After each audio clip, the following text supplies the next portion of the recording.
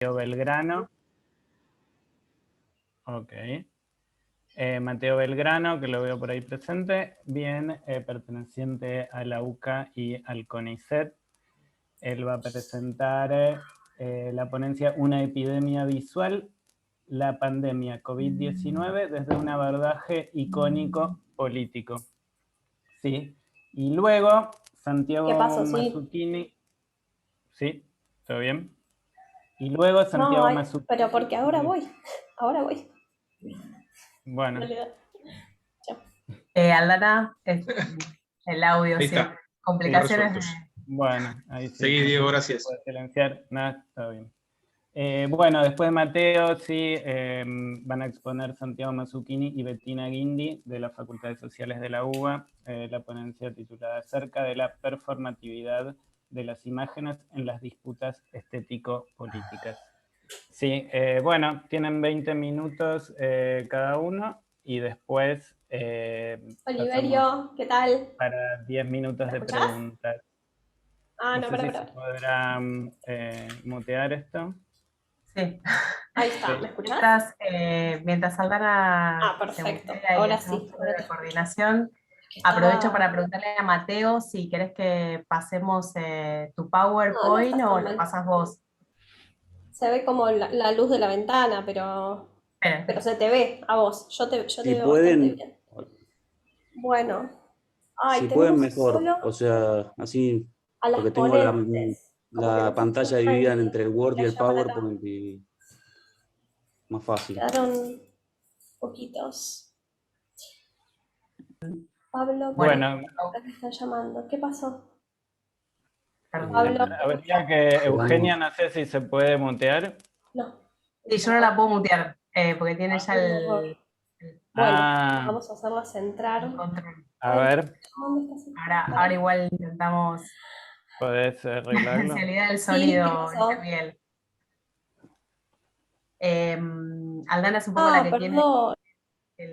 Ahí está, ahí está. ahí se dio cuenta. Bien. Ahí está. Bueno, Mateo, Bueno, cuando bárbaro. estés, comparto tu power. Dale, si querés compartirlo así queda algo visual de fondo, digamos. Bien. Bueno, yo les voy a compartir un breve ensayo que estuve trabajando este año y que se va a publicar ahora en estos días en la revista Artefacto Visual, que se titula Una epidemia visual, la pandemia COVID-19 desde un abordaje iconopolítico. Voy a leer, así no me paso del tiempo y no divago, así voy más ordenado.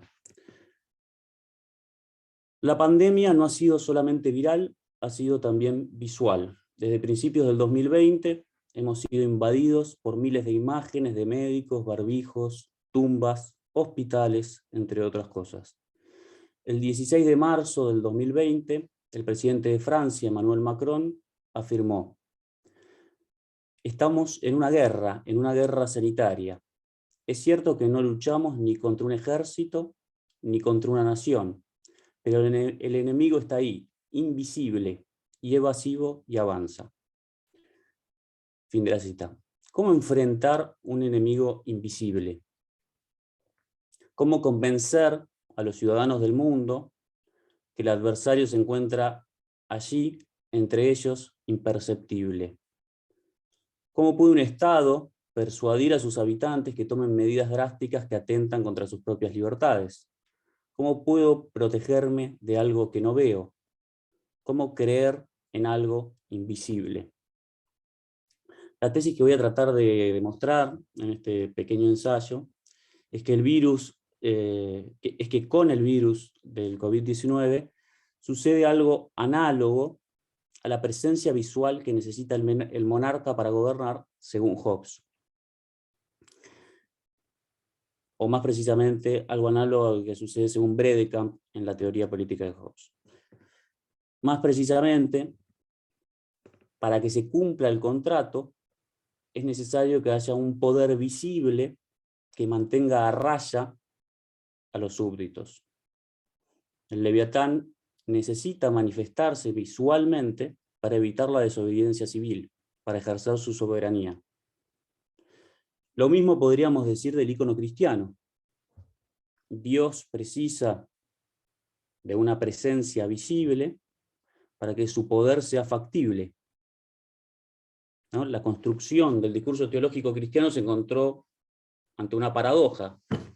Dios tiene que ser invisible, dado que en tanto infinito excede toda representación humana, pero al mismo tiempo, cuanto menos visible, menos influencia tiene sobre la vida de los hombres. Del mismo modo, y esta es la tesis, para que los ciudadanos acaten las normas sanitarias que determinan los estados, es preciso una iconografía adecuada que haga visible este enemigo invisible. Claro que hay una diferencia. Mientras Dios y el monarca necesitan volverse visibles para ejercer su soberanía, acá por el contrario, lo que hace falta es hacer visible el enemigo para que las medidas sanitarias no pierdan su poder y eficacia.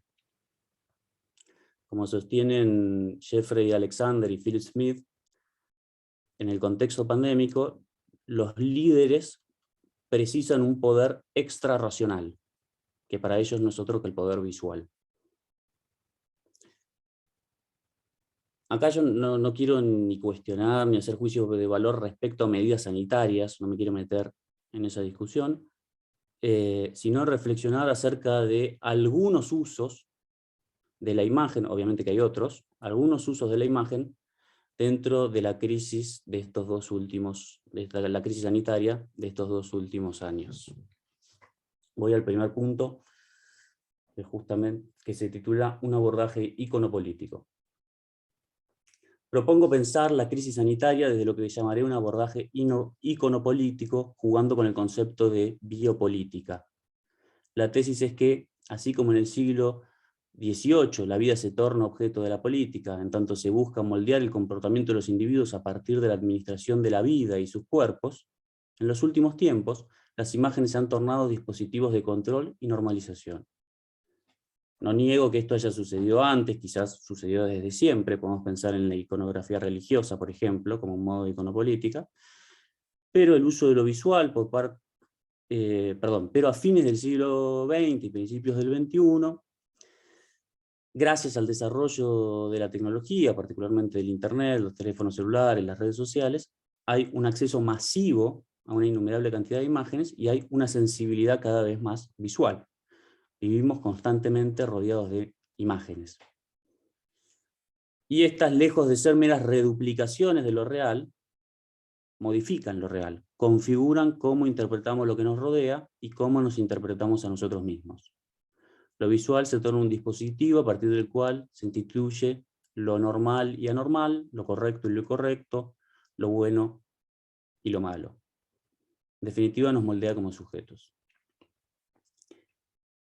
La interpretación de Bredekamp de Hobbes me va a servir para analizar esta dimensión iconopolítica de la pandemia COVID-19.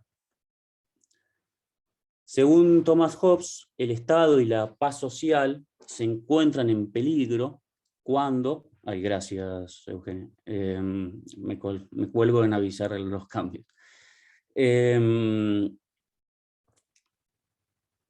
Cito a Hobbes, ¿no? Cuando no existe poder visible que los tenga a raya, la traducción es un poco...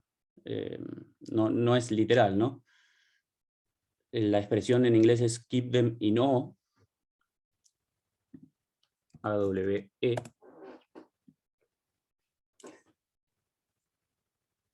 Leo de vuelta. Cuando no existe poder visible que los tenga a raya y los sujete, por temor al castigo, a la realización de sus pactos. La expresión keep them in awe requiere un análisis un poco más detenido. El traductor elige tenerlos a raya, aunque muchas veces se tradujo como temor. Como muestra Ginsburg, aquí awe no significa meramente miedo, sino temor, pero al mismo tiempo reverencia. Awe es el término que se utiliza en la traducción de la Biblia de James para designar la actitud de los creyentes ante Dios. La imagen, para Hobbes, debe generar este terror, pero al mismo tiempo veneración ante el poder del Estado. Es curioso cómo Samuel Sorbier define la teoría de la visión de su amigo Hobbes, y cito: la visión se produce mediante la acción de un objeto brillante o iluminado, y esta acción es un movimiento local causado por la presión continua del medio realizada por el objeto en el ojo. Fin de la cita. Es decir, la visión es un movimiento de reacción ante la presión que genera un objeto.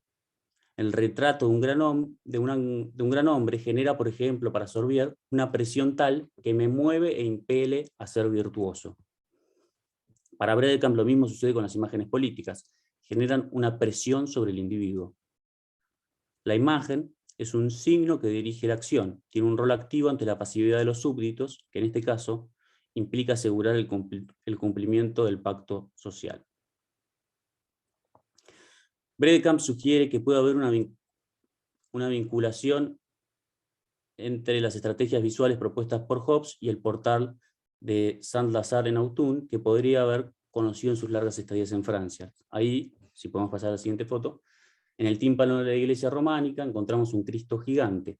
Su mano derecha señala a aquellos benditos que se han salvado, su mano izquierda indica el lugar de los condenados, el infierno. En el dintel reluce la siguiente frase en latín: que aquí el horror aterrorice a quienes están ligados al error terrenal. Según Bredecamp, el terre a terror que señala esta imagen es un claro ejemplo de la relación irreconciliable entre la paz y el miedo a la autoridad, sea el dios mortal, el leviatán o el dios inmortal. El mismo Hobbes explica en los capítulos 11 y 12 del Leviatán que la religión surge del miedo a las causas naturales. Al no comprender el origen de los fenómenos, el hombre, por temor, lo atribuye a ciertos poderes invisibles, fabrica dioses a quienes les teme.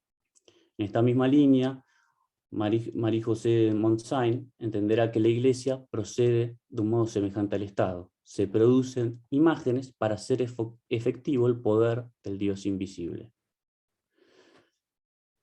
Por ello, las imágenes no son meramente una reproducción de algo dado externamente a ellas, o la simbolización de un concepto, sino que, al decir de Christian Hoschke, son, y cito, más poderosas que simples ilustraciones del desarrollo histórico, sino que ayudan a crear una realidad política. Fin de la cita.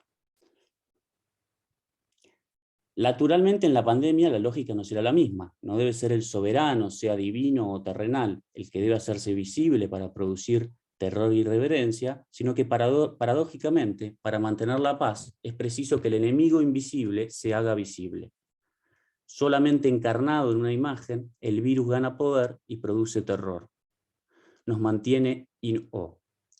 Pero esta combinación de miedo y reverencia no debe llegar a tal extremo que genere el caos social. Debe encontrarse un equilibrio tal que, por un lado, el virus se visualice como un peligro mortal y el Estado, por el otro, se presente como una solución, como resistencia ante un peligro existente. Cuando el virus gana un rostro, el semblante de un villano, los ciudadanos respetarán y acatarán las normas que se establezcan. Voy al tercer punto, que se titula la epidemia visual. Como señala Julia Sonnevent, la pandemia nos presenta una paradoja. Hay millones de fotografías sobre lo que sucede alrededor de la crisis en los medios de comunicación, enfermos, hospitales, ciudades desiertas, médicos, pero no podemos ver al virus. Lo que hacemos es producir imágenes indirectas del virus. Para poder pensar estas imágenes de la perspectiva iconopolítica, propongo analizar un grupo de imágenes indirectas que dividiré en el trabajo. Hablo de 3 categorías, acá solo voy a mencionar 2, que es una estética científica y una tanotoestética. En el trabajo también hablo de una estética de la desaparición. Estas categorías no son las únicas posibles, podríamos hablar de otras, y sus límites claramente son difusos, porque una imagen puede encasillarse al mismo tiempo en diferentes clasificaciones, pero para no extenderme demasiado elegí estas 2 categorías. Vamos a la primera, y es esta imagen que se ve acá. Con la primera categoría, la estética científica, me refiero a la ilustración científica que se hace en este caso del virus del COVID-19. uno tendería a pensar que este tipo de representaciones tiene únicamente la intención de producir una imagen lo más fiel posible del referente, y que difícilmente encontremos una dimensión política, ¿no?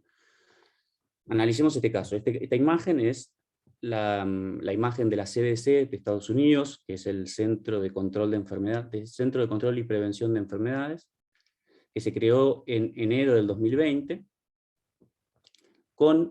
dicen los creadores, Alisa Eckert y Dan Higgins, con el fin de llamar la atención del público y hacer el concepto del COVID más accesible.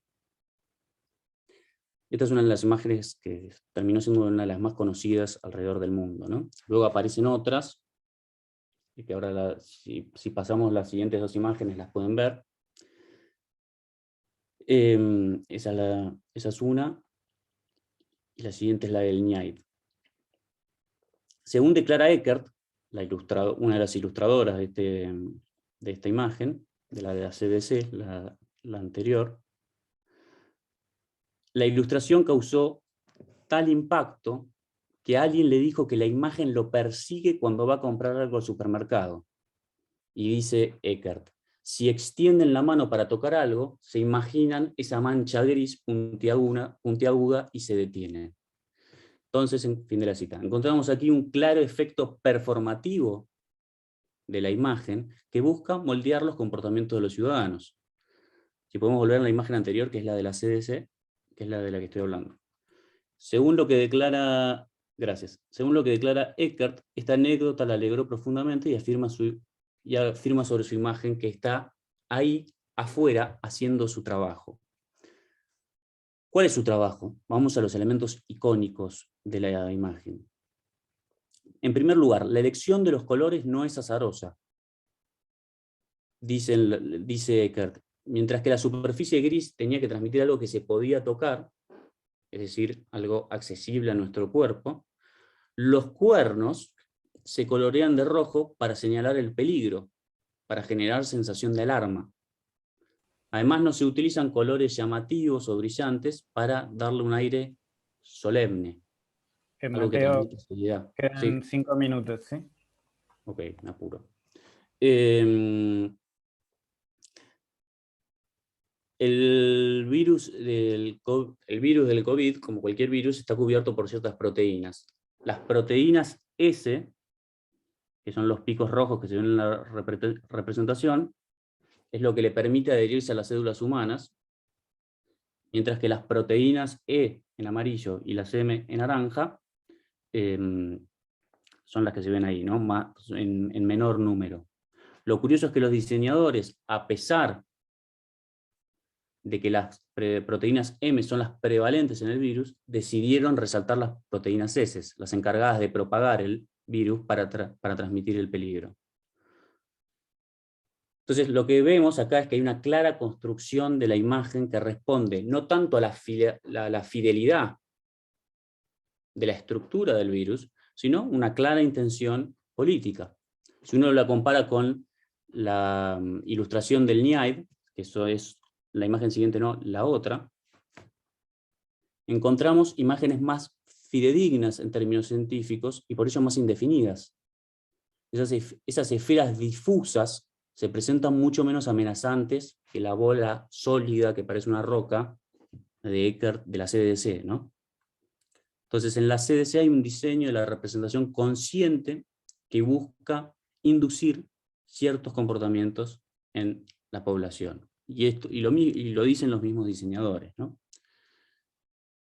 Voy a saltear un poco las citas de los diseñadores, porque si no se me va a ir el tiempo. ¿Podemos pasar una imagen más? Una más. Y otra imagen, que no me va a dar mucho tiempo para hablar, es este tipo de imágenes de las que quería hablar, lo que yo llamo una tanotoestética, que es justamente la representación de víctimas moribundos del COVID-19, ¿no? Son imágenes que se difundieron masivamente. La primera es la del famoso doctor Ben, que fue el médico que descubrió el COVID. Y acá tiene una publicidad de la NHS, que es el El sistema de salud me sale. Bueno, sí, el sistema de salud no es la palabra sistema, pero el sistema de salud o el Ministerio de Salud del Reino Unido, que hicieron estas publicidades, ¿no? Y el anuncio nos muestra víctimas del COVID hospitalizadas con respiradores, que incita a los espectadores a mirarlos a los ojos y generar cierto sentimiento de culpa, ¿no? Para que los ciudadanos se hagan responsables de sus acciones y que entiendan que éstas afectan a otros, ¿no? Bueno, acá iba a hablar un poco de, por suerte igual la doctora García Vara se habló de esto, justamente iba a hacer una comparación con un retrato del hombre de Jan van Eyck y un poco lo que dice Nicolás de Cusa sobre la mirada y cómo parece que esa mirada de la imagen nos sigue a todos lados, ¿no? Y con un poco la publicidad juega con eso, ¿no?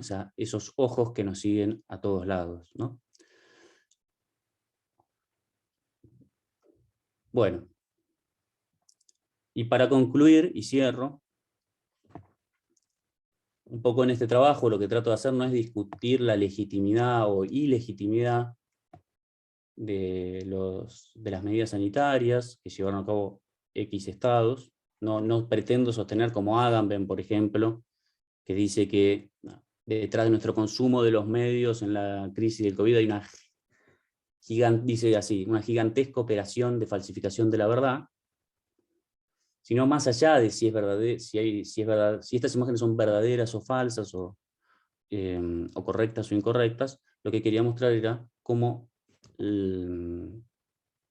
las imágenes, como lo visual, lejos de ser meramente representaciones fidedignas de lo que suceden, buscan configurar ciertos comportamientos en los individuos y poseen, volviendo a lo que hablamos en la ponencia anterior, una cierta agencia que moldea nuestro obrar, ¿no?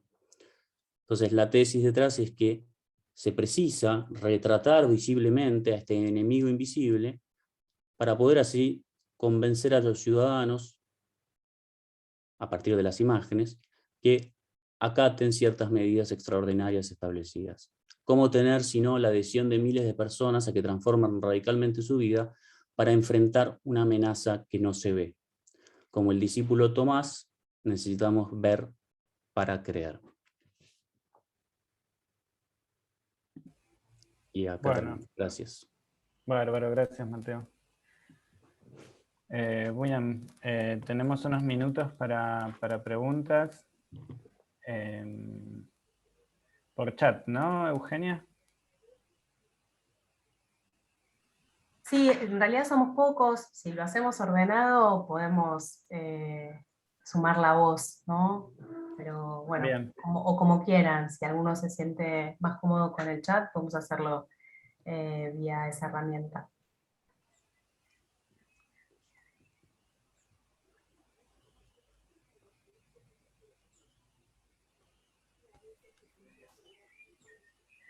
Puedo comentar algo, si quieren, Mateo, muy interesante. No sabía esto del virus, digamos, de esta decisión. Y te quería preguntar si podés, si investigaste algo más sobre la imagen de este frontispicio, porque aparece incluso de manera indirecta en imágenes relacionadas con Black Lives Matter. Hay una muy particular del New Yorker, donde aparece George Floyd, quien fue asesinado en Estados Unidos, como un leviatán. Digamos, organizando en torno a él todas las víctimas del racismo de Estados Unidos. Y eso me parece un ejemplo muy interesante. Buenísimo. Para pensar la contraimagen del leviatán, ¿no? Porque es un recurso visual similar, pero para denunciar en realidad la violencia estatal. Escribí algo sobre eso, si querés después te paso, pero me parece que la pandemia claramente volvió la imagen del leviatán, quizás la imagen más potente de la soberanía, ¿no? Y me parece muy, muy interesante que hayas retomado eso. Así que no sé si querés decir algo más sobre eso, si estuviste pensando algo más al respecto, porque me parece que está bueno. No, me súper interesa esto de no conozco la imagen del New Yorker, esta que mencionás, del George Floyd y el Leviatán, me parece súper interesante, así que si me la podés pasar, y si tenés un trabajo sobre eso, mejor aún. Bueno, no la vi a la imagen, pero me imagino que es un lindo ejemplo.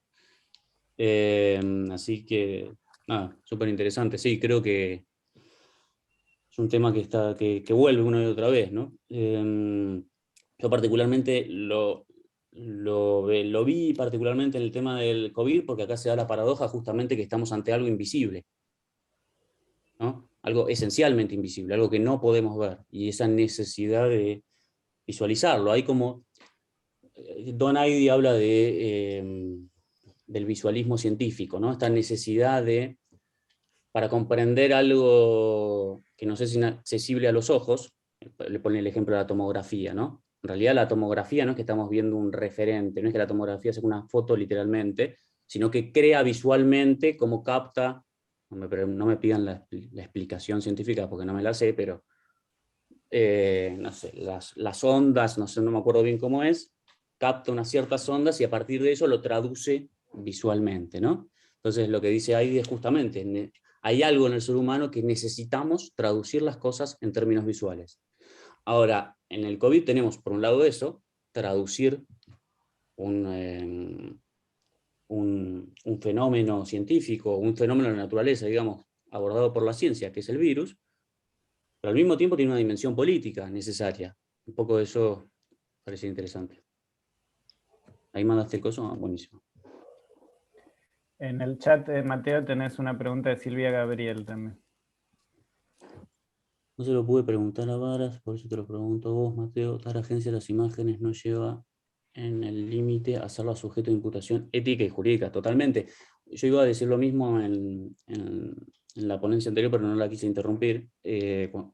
Incluso Bredekamp, no me acuerdo a raíz de qué estaba diciendo la doctora García Varas, le iba a decir, pero Bredekamp incluso le reconoce ciertos derechos a las imágenes, ¿no? Que es algo muy polémico, ¿no? Derecho a la vida, dice Bredekamp, ¿no? Y Mitchell, no me acuerdo el texto, quizás la doctora García Varas se acuerda, pero en algún lado Mitchell compara la iconoclasia con el racismo, el racismo y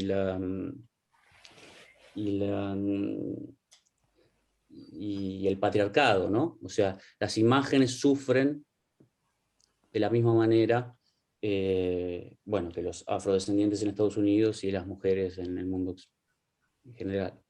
Entonces ahí, para mí eso es súper polémico, súper fuerte, pero en el fondo está la misma cuestión que hablábamos antes. Si se puede hablar de una agencia intrínseca a la imagen o a los objetos, porque justamente hay otros, como decía la doctora García Varas, hay otros planteos desde la filosofía de la técnica, desde Latour, Heidi, Verbeek, que hablan de la agencia de los objetos, ¿no? Justamente Latour habla del parlamento de las cosas. O sea, que para mí es algo súper, primero difícil de contestar, y en el fondo está la cuestión de si hay otro tipo de intencionalidades no humanas. Esa es la pregunta de fondo, ¿no? Pero es un tema que va más allá del solo de la filosofía de la imagen, ¿no? Pero bueno, no tengo, claramente para mí tiene, como pregunta la doctora Gabriel, lleva la cuestión ética y jurídica, no tengo una respuesta. A mí me parece súper fuerte y súper, bueno, como dice usted, lo lleva al límite, ¿no? A mí como eco me parecía muy interesante el énfasis sobre el uso político de la imagen, y se me venía Foucault o Deleuze, la sociedad de control, claramente la imagen como dispositivo, ¿no? Esto de visibilizar al enemigo y, digamos, colocar en el juego del poder un dispositivo también desde lo sanitario, ¿no? Como la medicina siempre juega de refuerzo a la gubernamentalidad, ¿no? Y no sé si pensaste algo también proyectado en esa línea filosófica francesa que a nosotros los argentinos nos posibilita y nos condiciona también bastante.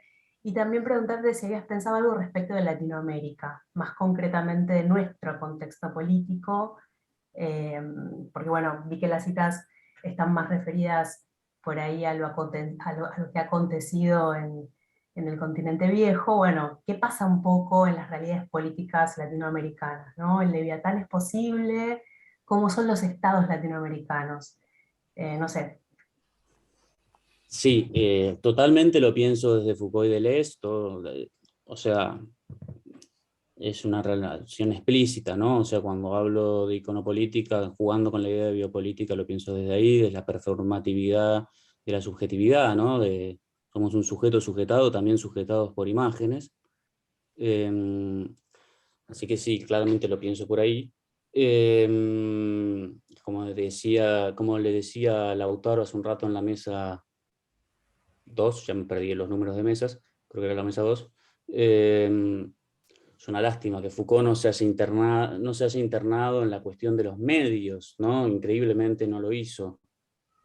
O no lo hizo lo suficiente, no sé. Respecto a lo segundo, la verdad que no lo pensé, digamos, anclado a un territorio particular.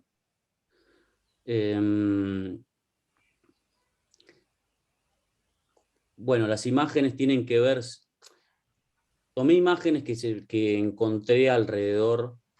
Yo no cité todas las imágenes acá porque si no iba a ser muy largo, pero digamos, tomé imágenes que vi que se repetían a lo largo del globo. Por ejemplo, de la estética de la desaparición, esta idea de las ciudades vacías que rondaron todo el tiempo, o lo de la tanatoestética, que no solo es esta imagen de la publicidad de la NHS, sino también podemos pensar en estas imágenes que se nos mostraban tanto en Nueva York como en Brasil, como en distintas partes del mundo, ¿vieron esas imágenes como desde arriba que te mostraban como las tumbas o los agujeros?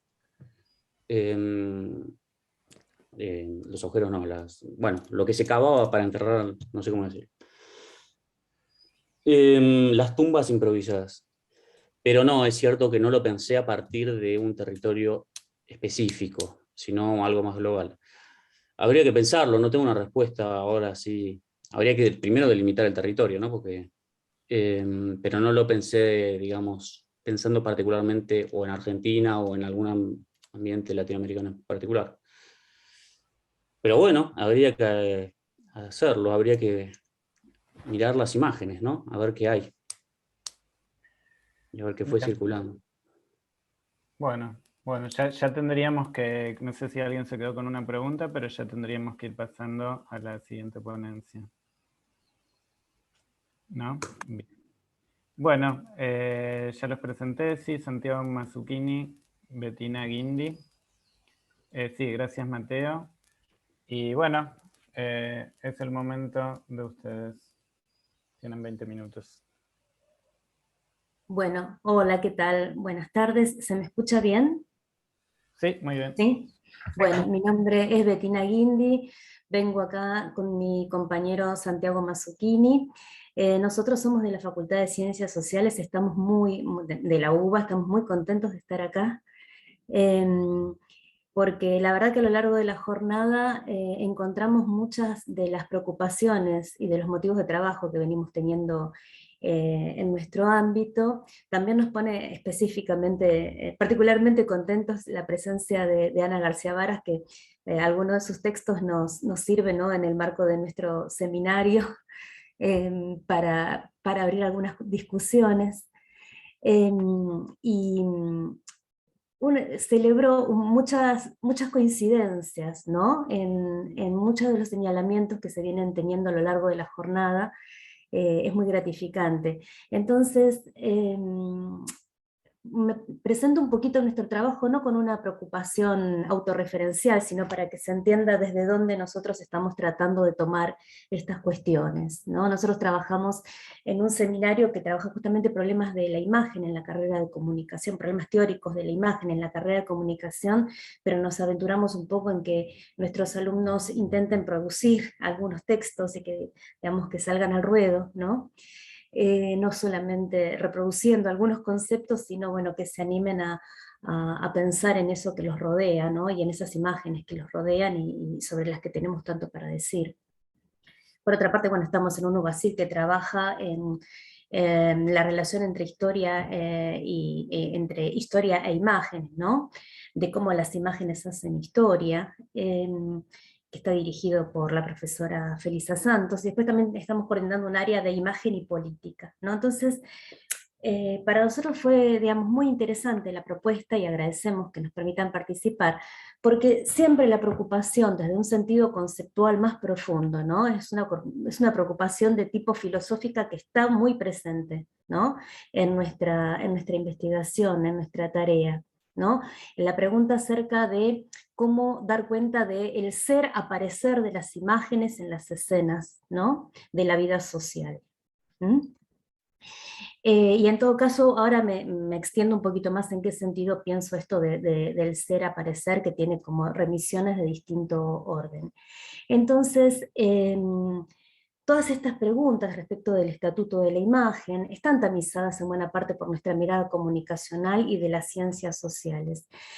Entonces vamos, o sea, digamos, no podría largamente extenderme acerca de los acuerdos, pero los voy a puntear aparte, digamos, apenas porque me parece que es más interesante, digamos, aventurar una pregunta, ¿no? Personal, pero sí podría decir, ¿no? Que, digamos, está claro que nosotros valoramos este momento del giro icónico y asumimos la performatividad de las imágenes con todas las preguntas y todas las dudas que nos generan, ¿no? Digamos, una de las cuestiones que más venimos discutiendo es acerca de vitalismo, ¿no? Ese excesivo vitalismo que para pensar y para problematizar desde las ciencias sociales me parece que termina rehuyendo bastante de las condiciones de las relaciones sociales, ¿no? Digamos, de emergencia de esas imágenes, tal como lo propone Ana, ¿no? Es uno de los grandes problemas que nosotros estamos encontrando, lo cual no quiere decir que nosotros desestimemos el enorme recorrido de los textos como Bredekamp y muchas de las cosas que propone Mitchell, ¿no? Con las diferencias también entre Bredekamp y Mitchell que se han planteado aquí. Y desde ya, digamos, es esta, la rehuida a una subalternidad, ¿no? De la mirada logocéntrica, que en el momento de hacer ciencias sociales, en el momento de hacer en el campo comunicacional, es sumamente importante, sobre todo porque estamos nosotros debiendo escapar también a las perspectivas semióticas que limitaban a la imagen a la mera signidad, ¿no? Entonces ahí para nosotros es... digamos, pensar en estos problemas es una cuestión ineludible, ¿no? Para poder avanzar en el campo de estudio de las imágenes. Ahora bien, ¿qué es lo que nosotros querríamos humildemente no aportar a esta discusión, ¿no? Es cómo dar cuenta de que la performatividad de las imágenes, ¿no? Es un problema o puede ser un problema de orden político, ¿no?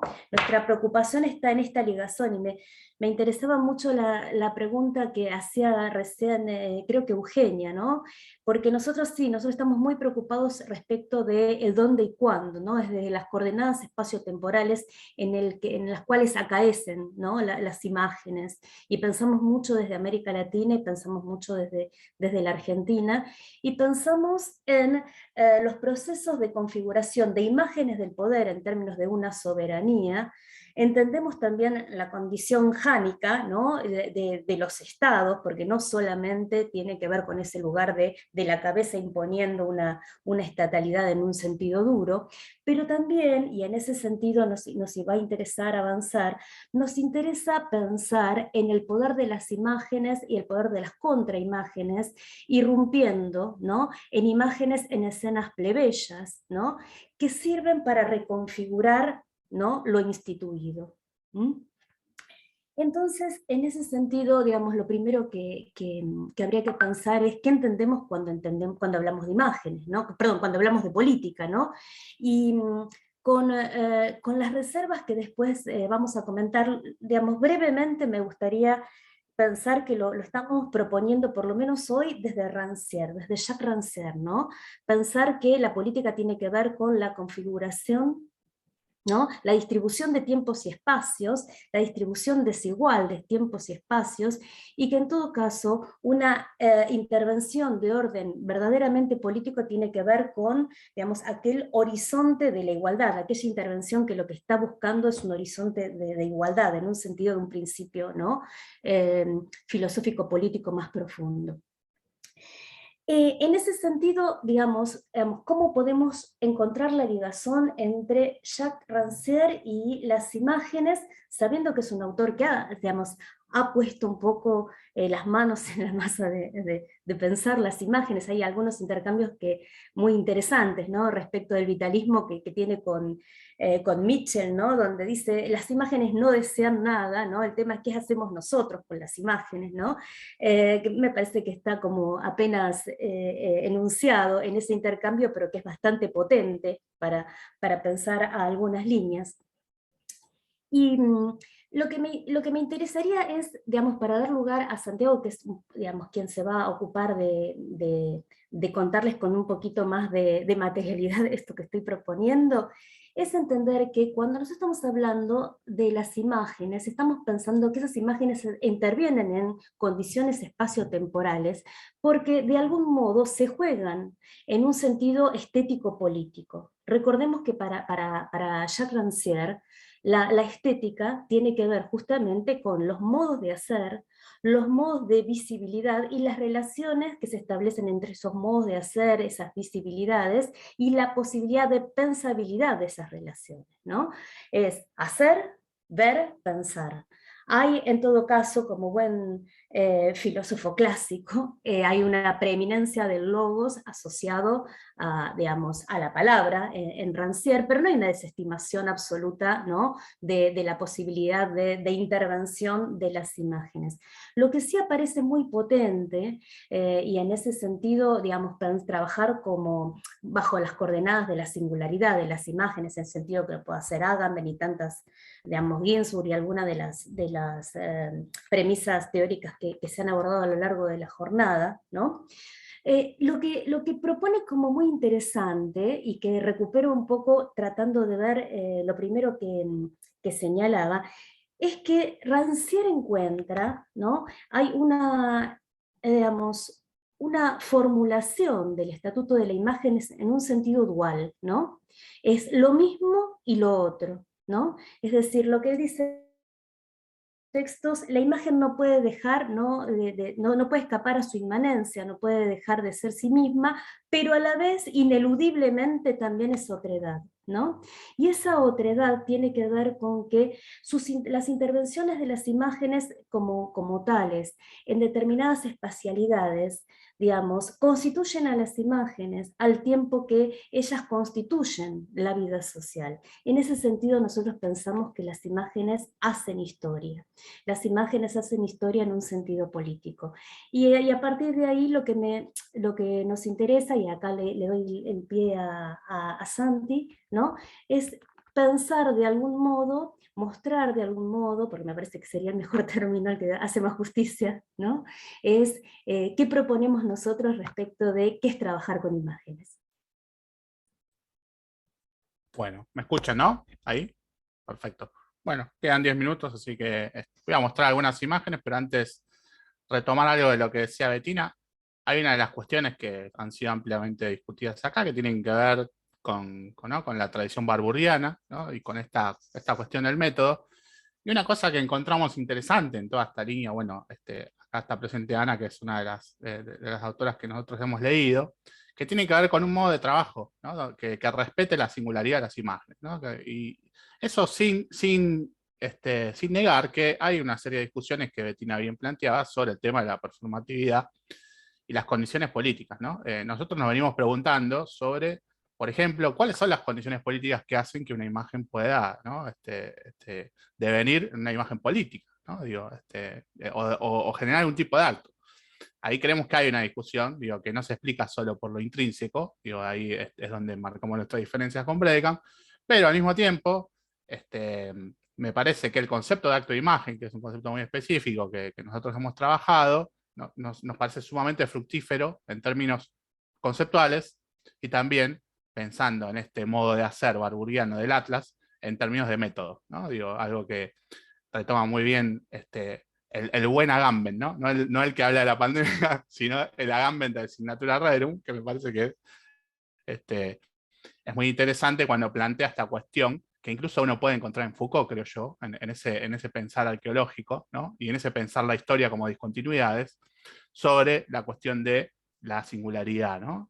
Y cómo la singularidad no quiere decir que uno pueda entender la imagen en términos aislados, ¿no? Sino que se piensa siempre en relación. Rancière dirá en relación con una otra edad, pero nosotros podemos pensar también en la relación entre series, ¿no? Entre series de imágenes, y acá es donde les quería mostrar algo de lo que vengo trabajando, que tiene que ver con la cuestión de la figura del mártir en la iconografía política, ¿no? La figura del mártir y del héroe, ¿no? que está tan presente. Yo tomo un caso en particular sobre el que he escrito una tesis de maestría, que es la figura de Darío Santillán y Maximiliano Costecchi. Para quienes no lo conocen, porque quizás no son de Argentina, son dos militantes que fueron asesinados en el 2002, ¿sí? por la policía, cuyas imágenes fueron registradas por fotoperiodistas, donde se demuestra que el asesinato fue responsabilidad de los policías. Eso generó toda una serie de conflictos sobre la circulación de esas imágenes, que los medios primero no querían publicar, y después terminaron publicando. Pero también hay una relación con esas imágenes con los movimientos sociales, que retoman algunas de ellas para construir su iconografía política, ¿no?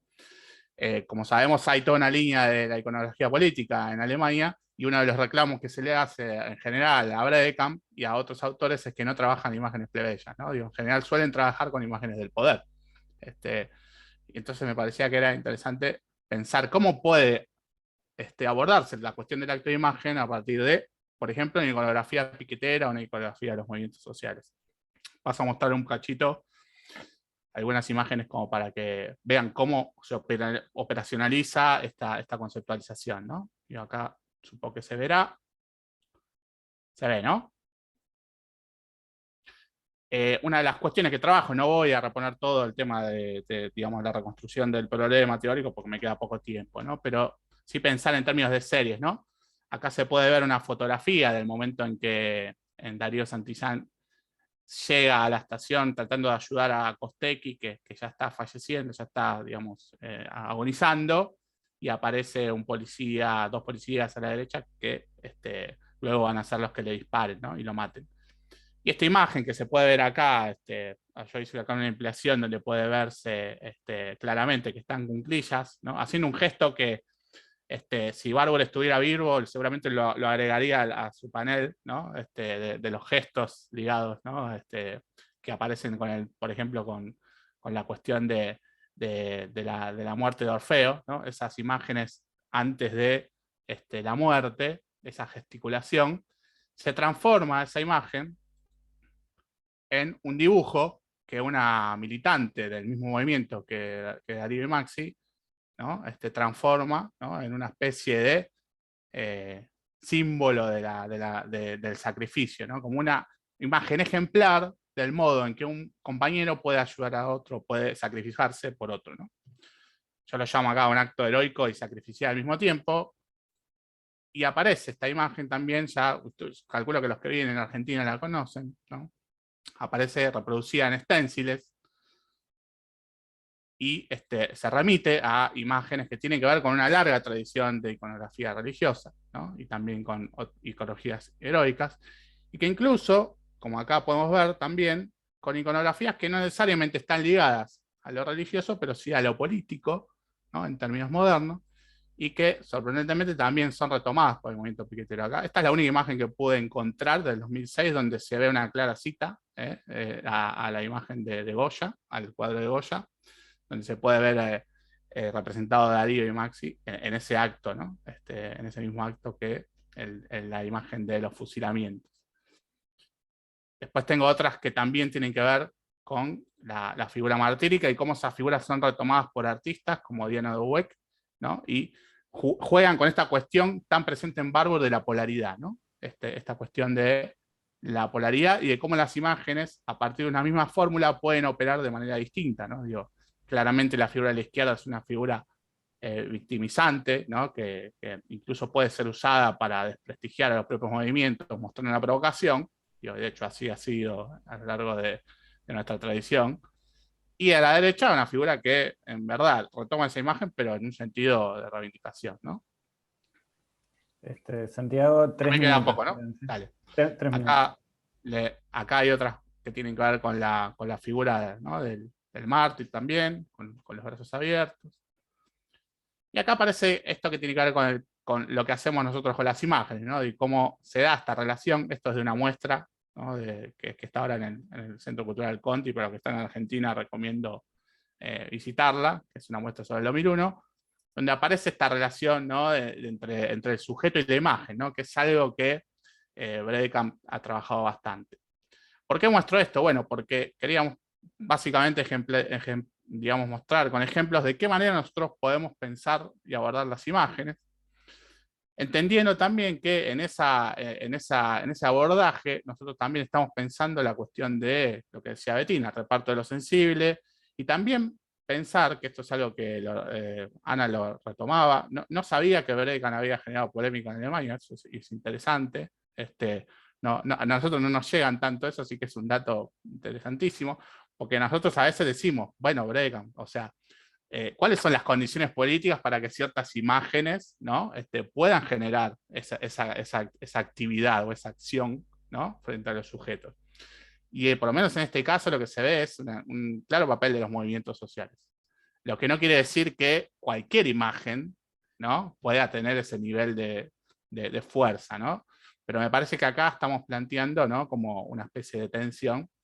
Y creemos con Bettina que a pesar de las diferencias teóricas que hay con Rancière, que son muy marcadas, sí nos ayudan a pensar la cuestión del reparto de lo sensible, que es lo que de alguna manera nos permite dar cuenta de por qué ciertas imágenes pueden ser o no propagadas, ¿no? Y acá, bueno, cierro con esto. Dejamos afuera el tema de la tecnología, que Rancière ahí hay un defecto, no toca. Me parece un error bastante garrafal, con Bettina siempre lo charlamos.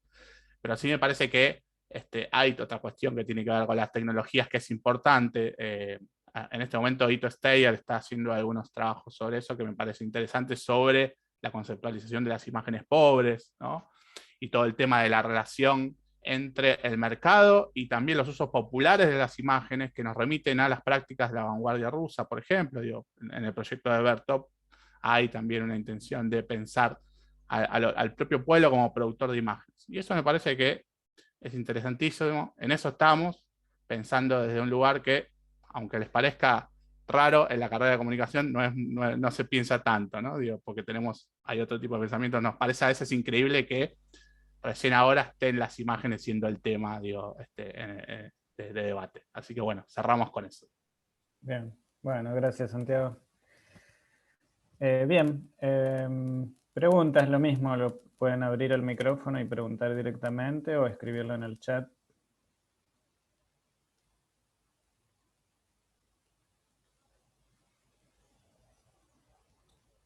Bueno, acá veo una pregunta de Silvia, ¿no? Respecto del ser aparecer, ¿no? Sí, efectivamente lo enuncié y lo dejé en el tintero. La idea de que no hay una, digamos, y esto lo pienso, y se podría pensar como desde distintas vertientes, pero sintéticamente yo lo pienso en un sentido arendtiano, ¿no? Digamos, cuando piensa que en el momento en que sale el ciudadano, en el momento en que se sale al espacio público, se está constituyendo ¿no? El sujeto que sale, ¿no? Me parece que no hay algo previamente constituido antes de esa salida a la arena pública, ¿no?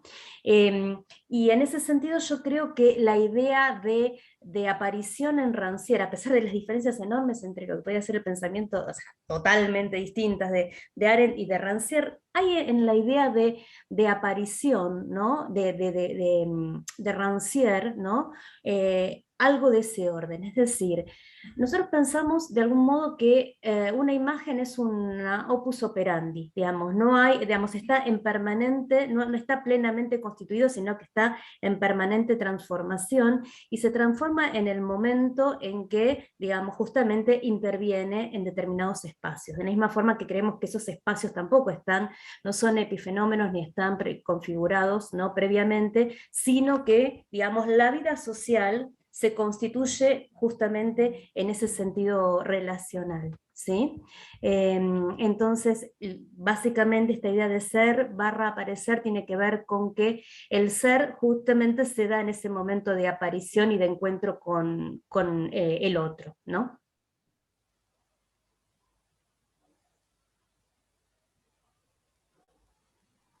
Bien. A ver si hay alguna pregunta más. Yo quizás, pero esto es por vicio profesional, vos, Santiago, trabajás la imagen y la denominás la figura del mártir, ¿no? Héroe, mártir. Me interesa mártir, especialmente que es testigo y que es para el cristianismo y especialmente para el, no digo catolicismo, sino el cristianismo el latinoamericano, el martirio es un eje fundamental de la religiosidad popular. Digo, no solamente es los santos o mártires que han subido al altar, sino aquellos que ha proclamado el pueblo, ¿no? Digo, los movimientos y las comunidades religiosas. ¿Ves algún punto de conexión entre estas condiciones que vos marcaste al principio, que son las que de alguna manera te interpelan, qué condiciones colocan a la imagen en un estado político? ¿Ves alguna conexión entre estas condiciones y las condiciones religiosas? ¿Hay algo que conecta en Latinoamérica específicamente la condición de la religiosidad de la imagen con la condición política? Como potencia, como poder, digo. Sí, absolutamente. De hecho, una de las cosas que me ha permitido pensar Barbour, un autor, Iburukua también, que tiene un libro con Nicolás Kwiatkowski, donde trabaja la fórmula de representación del mártir, específicamente, hay una conexión directa, y la verdad es que esa conexión se puede pensar a nivel de las imágenes. Porque yo creo que hay ahí algo interesante que se plantea, que tiene que ver. Didi Bormann lo relaciona con el inconsciente, ¿no? Y esta cuestión de cómo a veces aquello que decimos, o aquello que manifestamos en política y los movimientos de izquierda son en algún punto, se manifiestan como ateos, digo, hay una relación conflictiva con la religión, son a su vez contradictorios con el modo en que se muestran ciertas imágenes, ¿no? Y contradictorios lo digo en un sentido de lo que se dice, ¿no? Que no necesariamente se corresponde con lo que se muestra. En algo que también decía muy inteligente Foucault, ¿no? En relación a las meninas, ¿no? Que lo que se dice nunca está en relación con lo que se muestra, ¿no? Que eso me parece interesante, más allá de que hay relaciones. A mí me parece que claramente hay una continuidad que se puede mostrar con respecto a las imágenes, e incluso en un momento político hoy, en el que la figura del sacrificio es muy cuestionada, ¿no? En Argentina, bueno, y en casi todos los países de Latinoamérica, hubo una dictadura militar que desapareció personas, y donde la militancia hacía un uso de la figura del sacrificio muy fuerte. Y en lo que pasa con los movimientos piqueteros en particular, es que el sacrificio no aparece de una manera similar a la idea de los militantes de los 70, ¿no? De hecho, los asesinatos de Darío de Maxi aparecen como una tragedia, digo, como algo no buscado. No es que ellos fueron a buscar la muerte, ¿no? No eran militantes que sabían que iban a morir y que fueron a un enfrentamiento. Sin embargo, las imágenes que se eligen construir de ellos son imágenes que remiten a una reivindicación de ese sacrificio, pero no en un sentido de reivindicación de la muerte, ¿no? Sino como una tragedia, pero al mismo tiempo como un ejemplo de solidaridad, ¿no?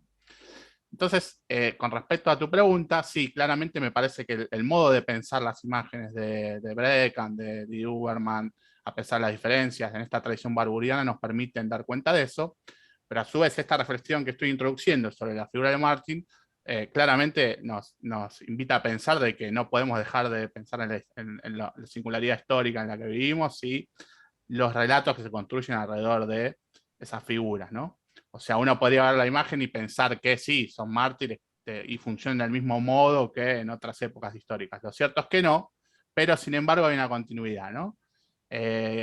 Ginsburg plantea esta cuestión de los tiempos largos. Me parece que yo prefiero pensarlo así antes que en términos de anacronismo, pero bueno, es una cuestión que tiene que ver con cómo pienso yo la política. No me gusta pensar en anacronismos, pero sí me parece que podemos pensar en tiempos largos, ¿no? Y en esos tiempos largos hay una memoria popular que está vigente y que tiene que ver con estas formas donde lo religioso, por mal que nos pese, yo soy ateo, digo, por mal que nos pese, está presente y tiene acciones políticas, ¿no? Y tiene efectos políticos.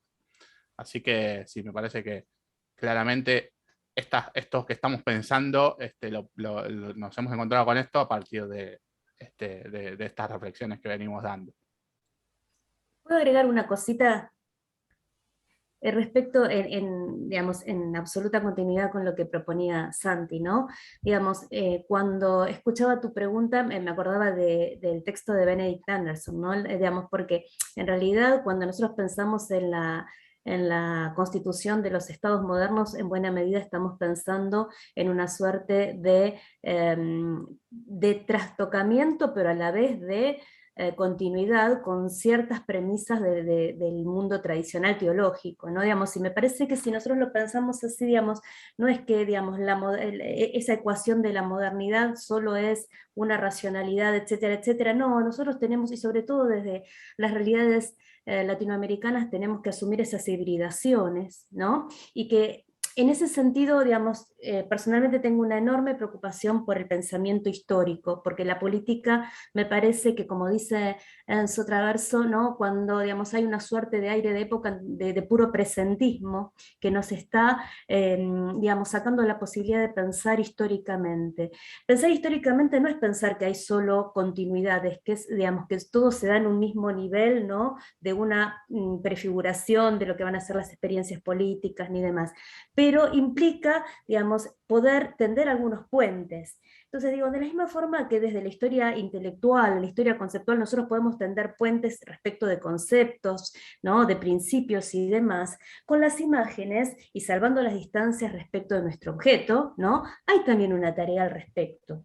Digamos, ¿con qué tipo de iconografía nosotros queremos tender algunos puentes para poder pensar en la potencia política? Porque a veces nos termina ganando la desazón de un orden tardocapitalista neoliberal, en donde las posibilidades de la política aparecen obturadas. Entonces, en ese sentido es que proponemos como una revisión de una iconografía, ¿no? De ciudadanías desde abajo, plebeya, ¿no? Instituyente, y que no hay otra forma de pensarlo sino incorporando esta dimensión histórica. Muchas gracias. Ambos. Muchas gracias. Gracias.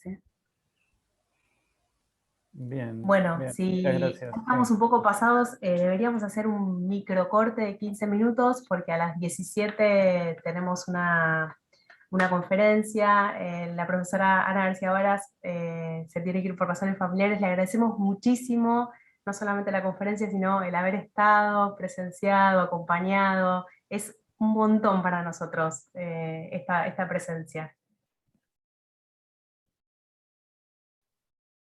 Muchísimas gracias a vosotras y a vosotros, a ustedes.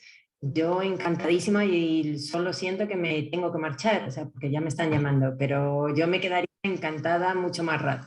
Así es que gracias y espero vernos en el futuro, próximamente. En el sur del sur la vamos a esperar, así que cuando quiera se puede venir. Vamos a hacerlo para que se haga realidad. Chao. Bien. Gracias. Bueno, solo este pequeño aviso de que ya en 14 minutos nos volveríamos a... Entiendo que nos conectamos, ¿no? ¿Salimos y nos volvemos a conectar? ¿O sí? Bueno, así podemos compartir la última o la anteúltima conferencia a cargo de Verónica Flores. Le agradecemos muchísimo a Diego Janín, a los ponentes y también a los que ofrecieron preguntas e inquietudes. La verdad que un lujo, hermoso. Muchas gracias. Gracias. Nos vemos a la vuelta o bueno, cuando sea. Gracias. Mismo Diego. enlace, sí. Mismo enlace en 15 minutos. Ahí Mismo preguntaba enlace. Rita. Bien, gracias. Les esperamos. Muy bien. Bueno. Gracias, Diego. ¿Salimos? ¿Salimos todos? Sí, salimos y volvemos a entrar después. Gracias, Eugenia, por la invitación. No, gracias a vos. No, gracias. En serio, gracias. Bueno, hasta luego.